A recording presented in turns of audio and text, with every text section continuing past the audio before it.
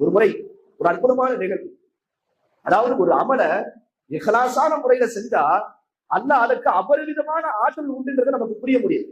ஒரு நாள் ரசூல் ஸல்லல்லாஹு அலைஹி வஸல்லம் பிலால் ரலியல்லாஹு பார்த்து கேட்டார்கள், யா பிலால் ஹத்திஸ்னி பி அர்ஜா அமலின் அமில்தா, ஒரு மிக சிறந்த அமலை நீ உன் வாழ்க்கையில செய்யறன்னு நினைக்கிறேன், அது என்ன அமல்னு சொல்லுன்னு கேட்டார்.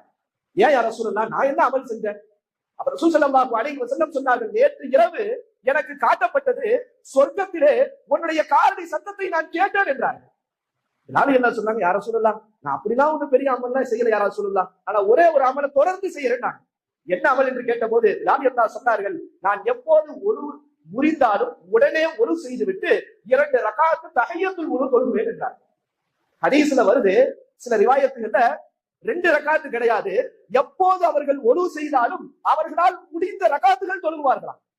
இந்த ஒரு அமலுக்காக ரசூல் ஸல்லல்லாஹு அலைஹி வஸல்லத்திற்கு சுவனத்திலே பிலால் ரலியல்லாஹுடைய காலடி சத்தம் கேட்டிருக்கிறது என்றால் எவ்வளவு பெரிய அந்தஸ்து அவர்கள்.